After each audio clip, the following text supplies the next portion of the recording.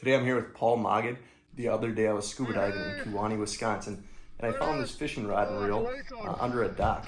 Posted on my social media. Within 8.5 hours, the owner contacted me, and this here is his dad coming here to pick this up. We were at the KD Salmon Tournament, and it was Friday night. We were loading the boat. I had the truck and the trailer backing it in, and Jake said, stop. When we got everything loaded up and got back over by the camper, I said, what was the problem?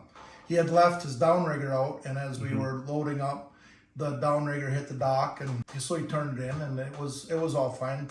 Then he realized that he had lost the rod, so the rod must have hooked and he didn't know it. He was pretty upset about the whole deal because Jake's got a little OCD and everything has to be the same, so now he thinks he has to buy 2 rods, and it's kind of a big mess. We fished and we did whatever, and 3 days later we find out that Ed the Diver found the rod, and apparently I was the only one in the family that doesn't know about Ed the Diver because my niece, my nephew, everybody's like, that's really cool that he found Jake's rod. So we are very thankful that he was able to recover this, and looking forward to going fishing again. Yeah, I'm glad I could, and there you go. Thank you. I'm sure they're gonna be happy to, or your son's gonna be happy to get that back. Yeah, it was the fly and the flasher that he was after. So Everything seems to work still.